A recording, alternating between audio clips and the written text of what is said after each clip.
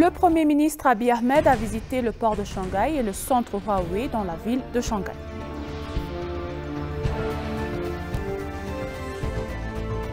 Le ministère du Tourisme a annoncé que le village écotouristique de Lepi, situé dans la ville de Nagalé, dans la zone ouest de la région d'Oromia, a été reconnu comme le meilleur village touristique du monde.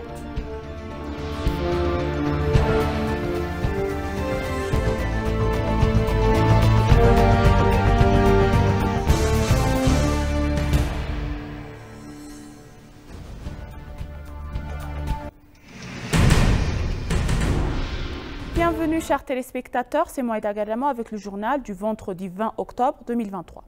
Le Premier ministre Abiy Ahmed est en Chine pour une visite de travail officielle et pour participer au 3e forum de l'initiative de la ceinture et de la route pour la coopération internationale. Il s'est adressé au 3e forum de la ceinture et de la route lors de la séance d'ouverture au cours de laquelle il a partagé la jeunesse des relations sino-africaines et la base solide de coopération établie par l'initiative de la ceinture et de la route dans le développement des infrastructures sur le continent africain. Au cours de son séjour en Chine, le Premier ministre Abiy Ahmed a également discuté de la coopération bilatérale avec divers responsables du gouvernement chinois, dont le président Xi Jinping. Il a eu également l'occasion de visiter le port de Shanghai et le centre Huawei dans la ville de Shanghai.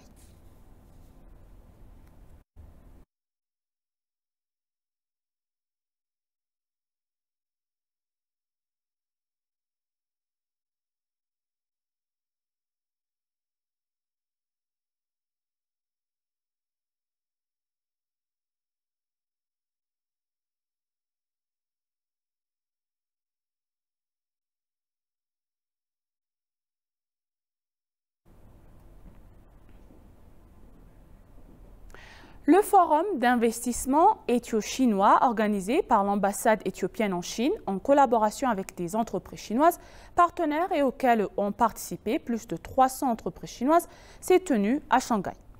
Le forum a réuni le ministre des Finances, M. Ahmed Shide, le ministre des Mines, M. Habtam Mutagane et le commissaire de la Commission éthiopienne des investissements, Mme Leli Senemi. Les informations de l'ambassade éthiopienne en Chine indiquent qu'une implication a été fournie concernant les domaines auxquels l'Éthiopie prête attention lors du forum, sa capacité minière potentielle et ses conditions favorables à l'investissement. Les entreprises chinoises participantes ont également annoncé leurs intérêts pour ces domaines d'intérêt. Ils ont en outre exprimé leur désir de coopérer avec l'ambassade pour une visite de pré-investissement et d'investir en Éthiopie.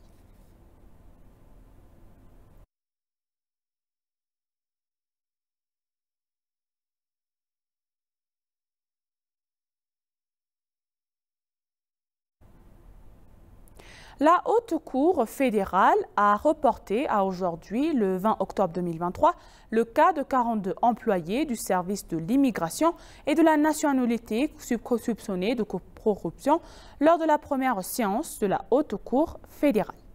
Il ne faut pas oublier que le groupe de travail conjoint sur la sécurité et la sûreté a annoncé hier que les employés avaient été arrêtés parce qu'ils étaient soupçonnés de corruption et de faute professionnelle. Le tribunal devrait examiner la demande de la police concernant le dossier d'enquête et rendre une ordonnance aujourd'hui.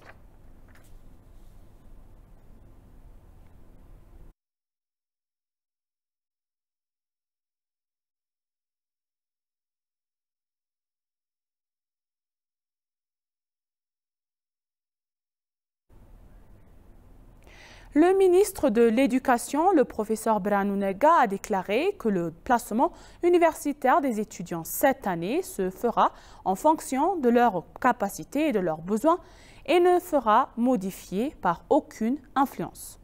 Au cours de l'année scolaire 2014 éthiopienne, sur 145 000 étudiants qui ont passé les examens de rattrapage public et privé, 90 000 ont obtenu des résultats que leur ont permis d'entrer dans les établissements d'enseignement supérieur. Avec les 27 000 étudiants qui ont passé l'examen national de 2e grade en 2015, calendrier éthiopien, et obtenu les résultats d'entrée à l'université, un total de 117 000 étudiants devraient être affectés dans diverses universités publiques. Le professeur Branou, dans l'explication donnée aux membres de la Chambre des représentants du peuple, a déclaré que le placement des étudiants de cette année se ferait équitablement en fonction de leurs capacités et leurs besoins.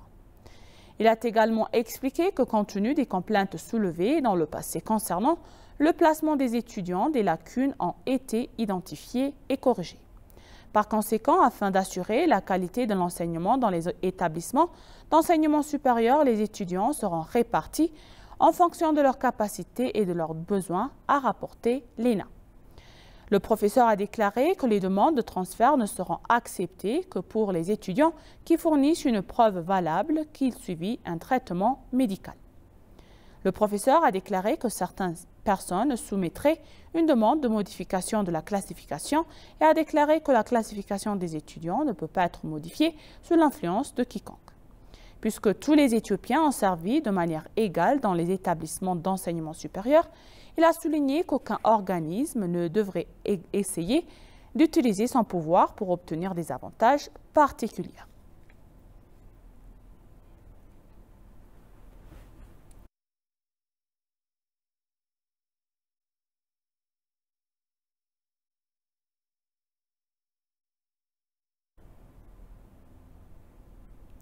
La quête de l'Éthiopie pour l'accès à la mer est basée sur le droit international et vise à garantir des avantages mutuels, a déclaré un analyste des sciences politiques et des affaires internationales. La Convention des Nations Unies sur le droit de la mer, signée en 1982, en Jamaïque autorise les pays sans littoral à utiliser les ports situés dans d'autres pays et à utiliser les ressources marines. L'idée évoquée par le Premier ministre Abiy Ahmed concernant l'accès à la mer repose sur le principe du donnant-donnant ainsi que sur les intérêts partagés. L'analyste des sciences politiques et les relations internationales, Atkeltat Nafou, a déclaré à l'ENA que la quête de l'Éthiopie pour l'accès à la mer est basée sur le droit international et le développement partagé. L'Éthiopie a donc le droit de négocier en partenariat avec les pays voisins pour garantir un accès à la mer sur la base des bénéfices partagés. La stratégie du pays contribuerait à accélérer l'intégration régionale car elle garantit une diplomatie mutuelle bénéfique, a-t-il noté. L'analyste a déclaré que l'initiative de l'Éthiopie est vitale non seulement pour le pays mais aussi pour les autres pays de la région en forgeant un partenariat continental solide. Étant donné que l'appel de l'Éthiopie au dialogue sur l'accès à la mer avec ses voisins repose sur une compréhension et des avantages communs et il créera une meilleure opportunité, non seulement pour elle-même mais aussi pour les autres pays, a souligné Atkelt. Cela aidera à sortir de la psychologie de la priorité égoïste et favorisera un esprit légitime de coopération entre les pays et il utilise de comprendre, de connaître et de reconnaître l'avantage sans accroche politique, a-t-il dit. L'analyste a ajouté que l'Éthiopie devrait travailler en partenariat avec les pays voisins sur le principe en donnant-donnant pour garantir le bénéfice des peuples et le développement économique. Le fait que l'Éthiopie construise le GERD pour produire de l'électricité, non seulement pour son propre usage, mais aussi pour le bénéfice des autres, est un bon indicateur de coopération mutuelle, a-t-il noté. Atkelt a en outre souligné la nécessité pour les pays de la région de renforcer la coopération et l'intégration.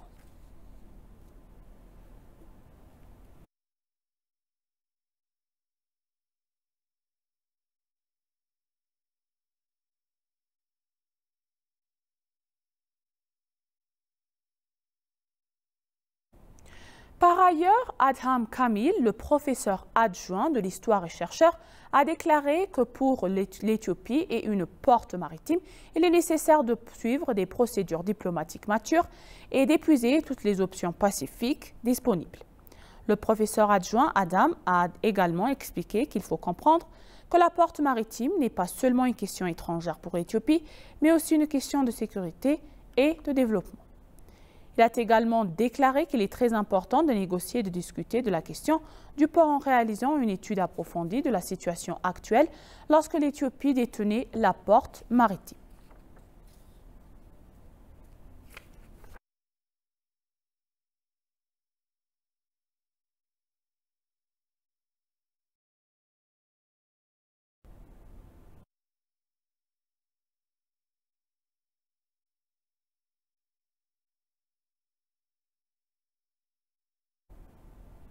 Le ministère du Tourisme a annoncé que le village écotouristique du Lépi, situé dans la région et dans la ville de Négalé, dans la zone de ouest de Arsi, dans la région d'Oromia, a été reconnu comme le meilleur village touristique du monde. Le village de Lépi, situé dans la vallée centrale du Rift, en Éthiopie, a reçu la reconnaissance de l'Organisation mondiale du tourisme des Nations unies. Abritant des paysages époustouflants, des cascades, des oiseaux et une faune variée, le village de Lépi est célèbre pour son artisanat en bambou. L'Éthiopie a déjà classé Shoke Mountain et le village touristique de Wanje comme les plus beaux villages du monde. Selon les informations du ministère du Tourisme, le village de Lépi a été enregistré comme le 3e merveilleux village touristique.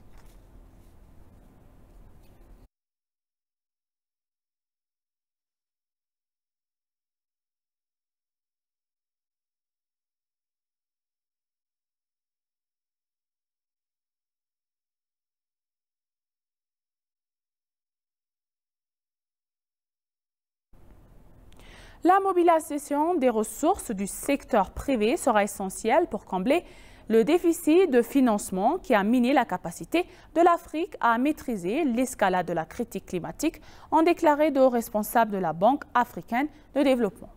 La directrice générale de la région Afrique de l'Est à la BAD, Nena Nwabufo, a déclaré que le continent devrait tirer parti des capitaux et de la technologie des entreprises locales pour stimuler le financement vert dans un contexte de diminution de soutien extérieur. Notre niveau de développement économique rend difficile l'accélération de l'action climatique et c'est pourquoi nous avons besoin de moyens innovants pour augmenter le financement climatique, a-t-elle déclaré lors d'un forum régional de la société civile organisé par le BAD à Nairobi au Kenya, selon Xinhua. Nwabufo a déclaré que le secteur privé africain mérite les incitations fiscales et réglementaires pour accroître sa contribution au financement vert. Selon la BAD, les pays africains devraient mobiliser 213 milliards de dollars par an auprès du secteur privé pour combler le déficit de financement climatique d'ici 2030, compte tenu de la pression exercée sur les finances publiques. En outre, le continent a besoin de 142,4 milliards de dollars par an jusqu'en 2030 pour soutenir la mise en œuvre des objectifs de réduction des émissions de carbone, connus sous le nom de contribution déterminée au niveau national, a indiqué la BAD.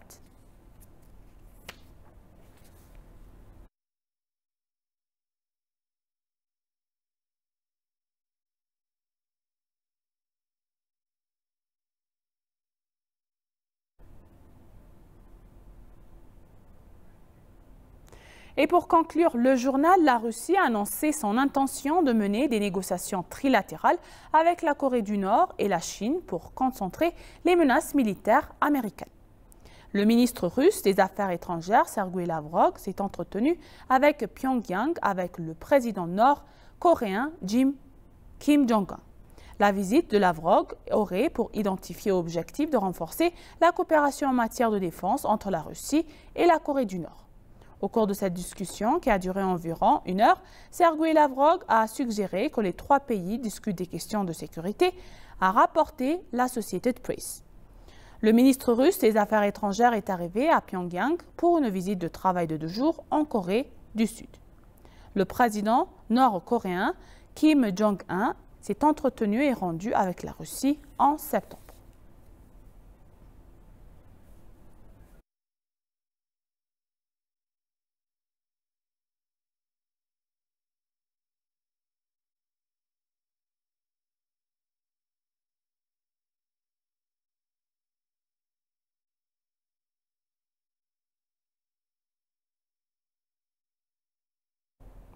Et maintenant, chers téléspectateurs, je vous rappelle les titres principaux. Le Premier ministre Abiy Ahmed a visité le port de Shanghai et le centre Huawei de la ville de Shanghai.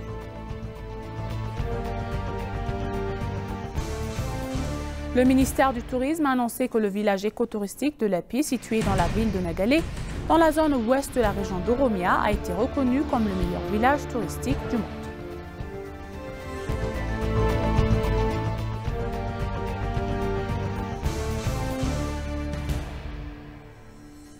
Merci, chers téléspectateurs. Ainsi s'achève le journal. C'était moi, Aïda Garramaou, et bonne journée.